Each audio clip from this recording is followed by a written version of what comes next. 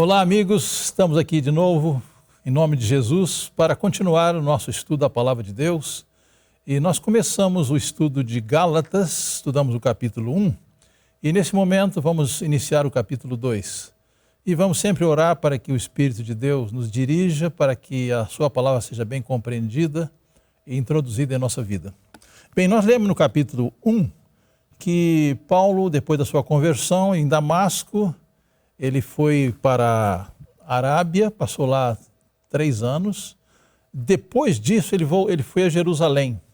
Agora, no capítulo 2, diz que Paulo foi outra vez a Jerusalém.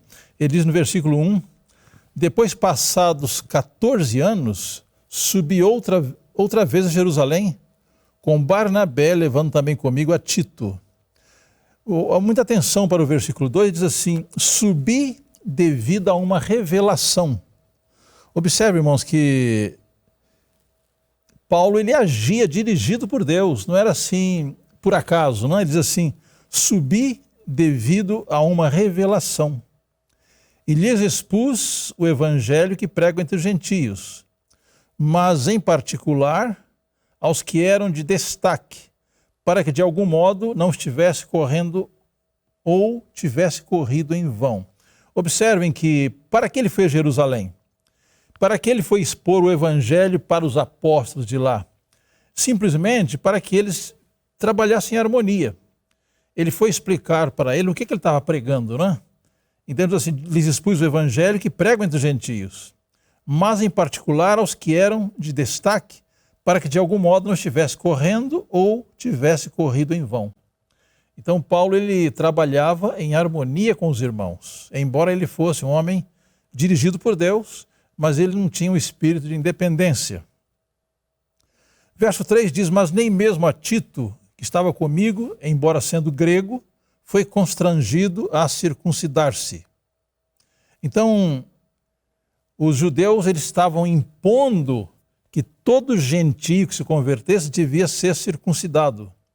Mas Paulo disse que não, que ele levou Tito, que era grego, mas não foi obrigado a circuncidar-se. Então, aqui diz o seguinte, observe esse detalhe, verso 4, e isto por causa dos falsos irmãos intrusos, os quais furtivamente entraram a espiar nossa liberdade que temos em Cristo Jesus para nos escravizar.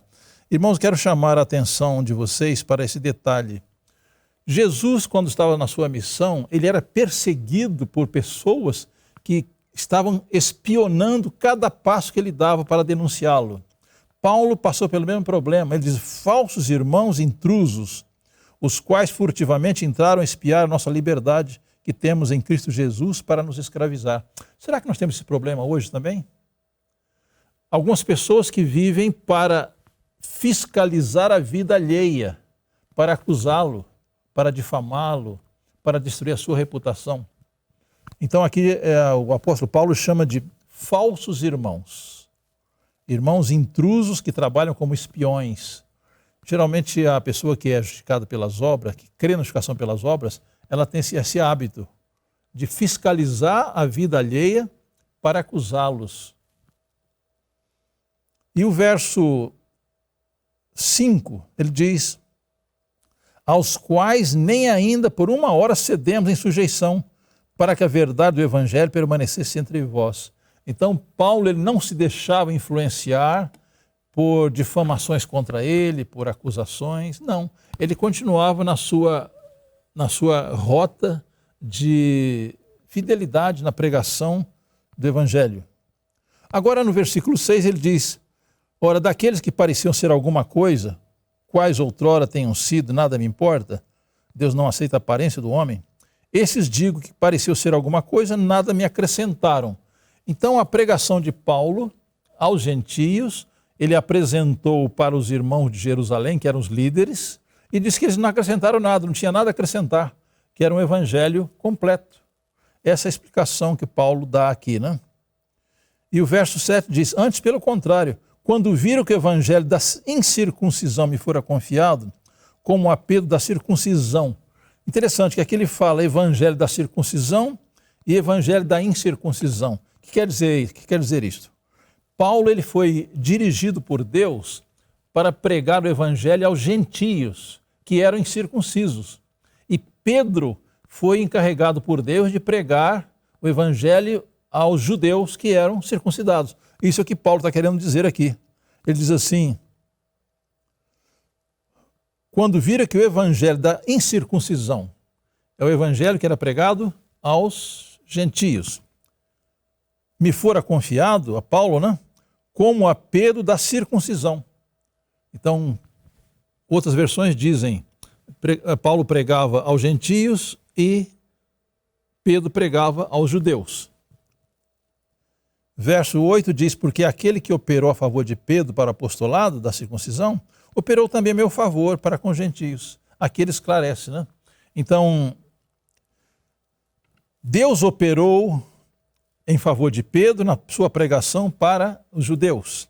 E Deus operou em favor de Paulo para a pregação aos gentios. Cada um tinha uma área de trabalho específica, né?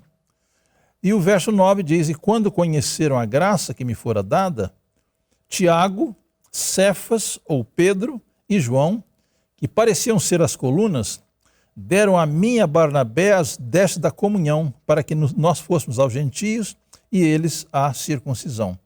Então aqui fala de Pedro, Tiago e João. Vocês se lembram que esses três eram os apóstolos preferidos de Cristo?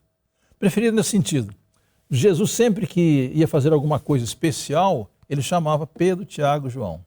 Quando ele foi à transfiguração, ele levou consigo Pedro, Tiago e João. Então, esses três eram considerados as colunas da igreja, os pilares da igreja naquele tempo. Então, aqui diz que deram a ele e a Barnabé desta comunhão. Não quer dizer que Paulo não fosse membro da igreja, ele já tinha sido recebido, ele tinha sido batizado lá por Ananias no dia da sua conversão, mas aqui os apóstolos reconheceram que Paulo devia ser reconhecido como pregador do evangelho, né? E aqui no versículo 10 diz assim, recomendando-nos somente que nos lembrássemos dos pobres, o que também procurei fazer com diligência. Então Paulo não apenas pregava, mas ele trabalhava para arrecadar recursos para os pobres, um tipo de trabalho de assistência social, né? Agora, aqui no versículo 8, verso 8, aliás, versículo 10, diz, recomendando tão somente que nos lembrássemos dos pobres. Agora ocorreu um incidente desagradável. Observe no verso 11, quando, porém, Cefas ou Pedro veio a Antioquia, resisti-lhe na cara, porque era repreensível. Interessante, mas uma situação desagradável, né, que diz que o apóstolo Paulo teve de repreender o apóstolo Pedro publicamente. Qual foi o problema? Pedro era judeu e Paulo trabalhava com gentios. E quando Pedro foi a Antioquia, ele se juntou com os gentios lá.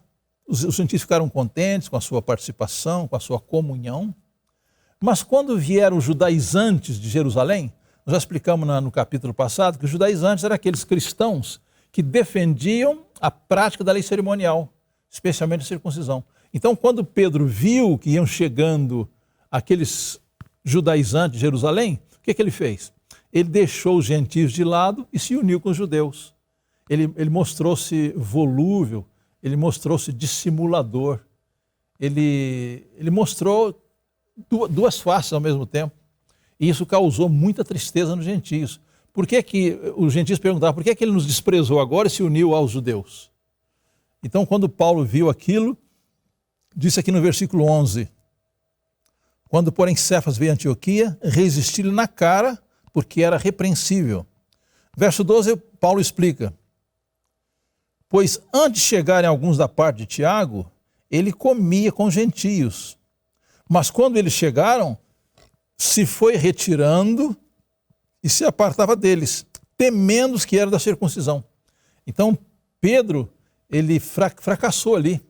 Ele pensou assim, se os judeus de Jerusalém me veem comendo com os gentios, vão se escandalizar. Então eu vou deixar os gentios de lado e vou me unir aos judeus. Isso causou muita dor, muita tristeza entre os gentios. E o verso 13 diz assim, E os outros judeus também dissimulavam com ele, de modo que até Barnabé se deixou levar pela sua dissimulação. Então, esse foi o problema. Então, os judeus, os judaizantes, criam que para o homem ser justificado, para ser salvo, ele precisa crer em Jesus, sim, mas não é suficiente. Ele deve praticar a circuncisão também. E quando Paulo havia pregado o evangelho puro em Antioquia e em Galácia e tudo isso, e quando Pedro se comportou daquela maneira, Paulo viu que havia um perigo de divisão na igreja, porque Pedro se conduziu imprudentemente. É por isso que aqui o apóstolo ele introduz o assunto da justificação. Observem. Mas quando vi que não andavam retamente conforme a verdade do evangelho, disse a Cefas perante todos: se tu, sendo judeu, vives como gentios e não como judeus, como é que obriga os gentios a viverem como judeus? Então ali Pedro ele cometeu uma imprudência muito grande que corria o risco de causar uma divisão na igreja, porque Pedro era um homem influente, era um apóstolo que havia caminhado com Jesus. Então agora Paulo diz assim no versículo 15: nós, judeus por natureza e não pecadores dentre os gentios, sabendo que o homem não é justificado pelas obras da lei, mas pela fé de Jesus Cristo.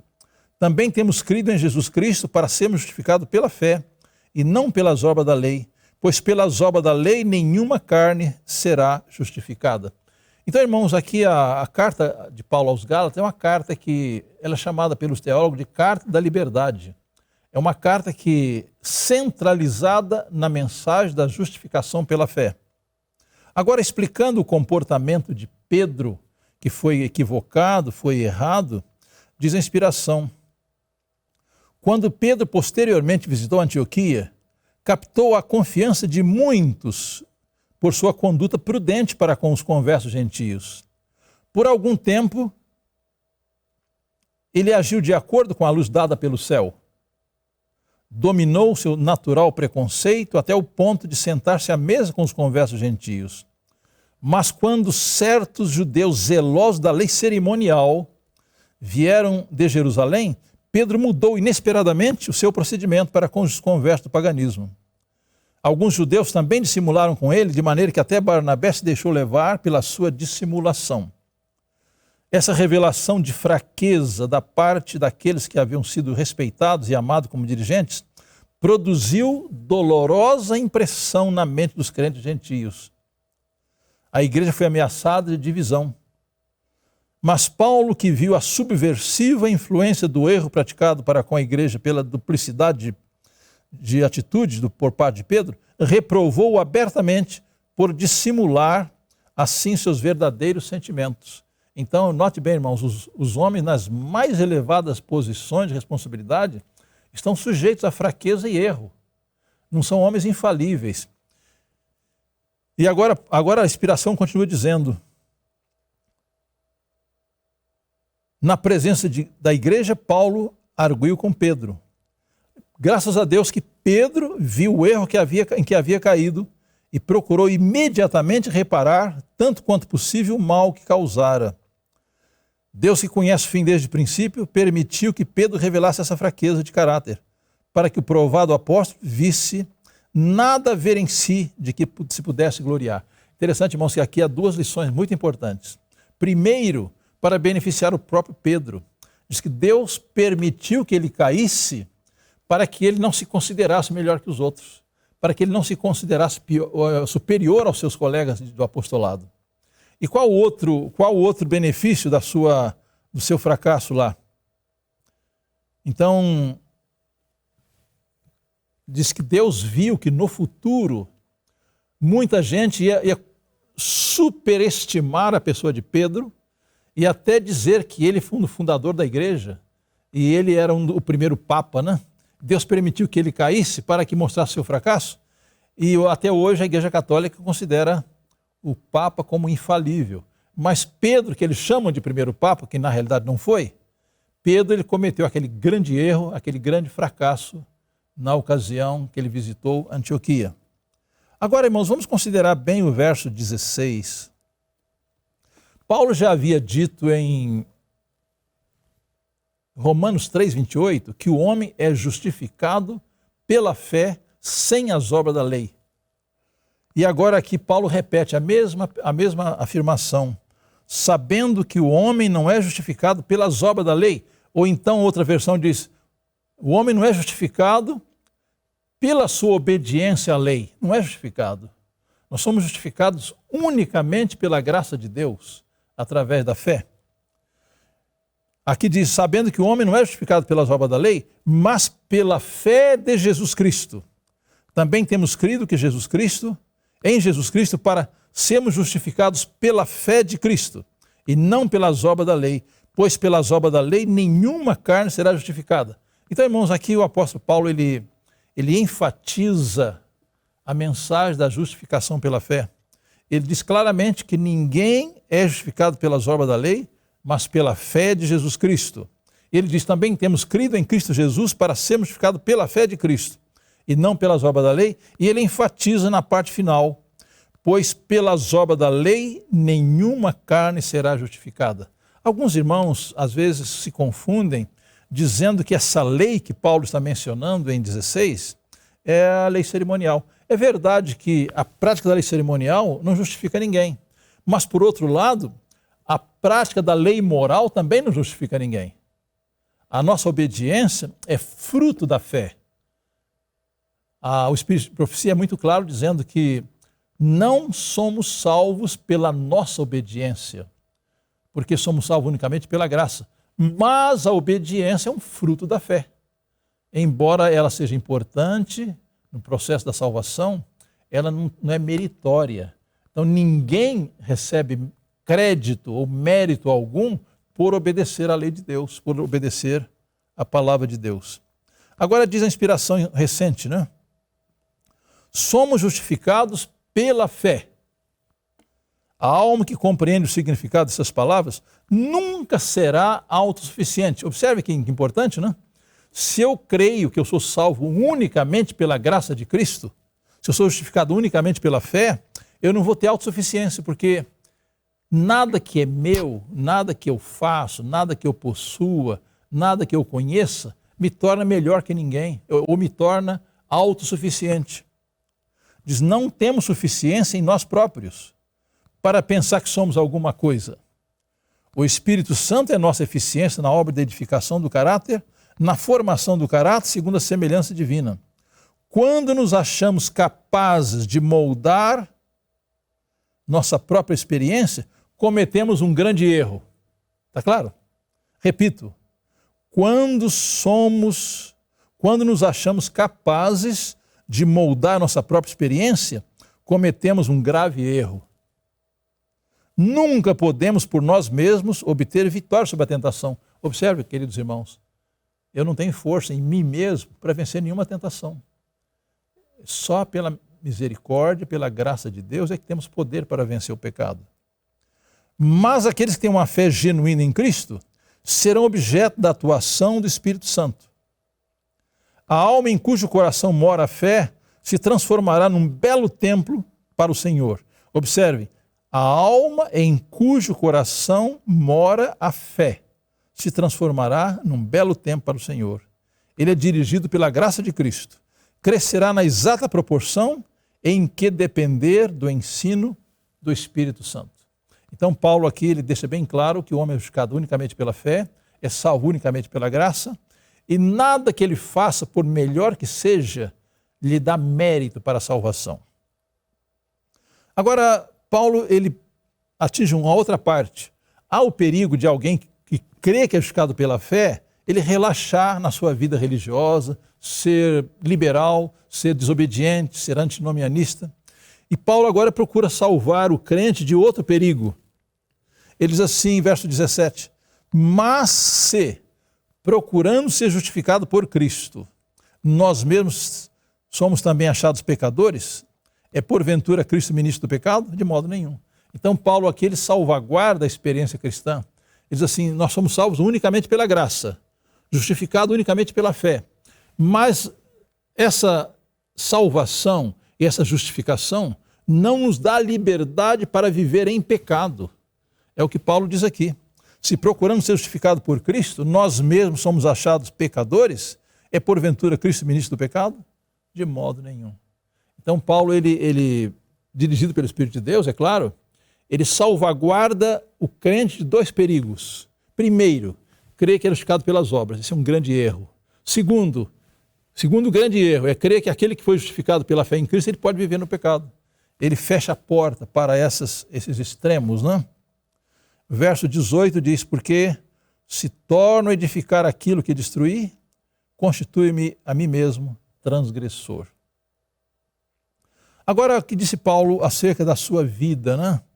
Diz ele, verso 19, porque eu, pela lei, morri para a lei, a fim de viver para Deus. Então, queridos irmãos, quando a pessoa se rende a Cristo, ele está morto para o pecado e a lei não o condena, porque ele está em Cristo. Então ele diz, pela lei eu morri para a lei, a fim de viver para Deus. E o verso 20, um verso muito conhecido, né? Diz, estou crucificado com Cristo. No entanto, eu vivo, não eu. Observe que importante, né? E sim, Cristo vive em mim. E a vida que agora vivo na carne, vivo-a pela fé do Filho de Deus, que me amou a si mesmo e a si mesmo se entregou por mim. Interessante, irmãos, Paulo ele chegou a unir-se tão intimamente com Cristo, que a morte de Cristo se tornou a sua morte, a vida de Cristo se tornou a sua vida.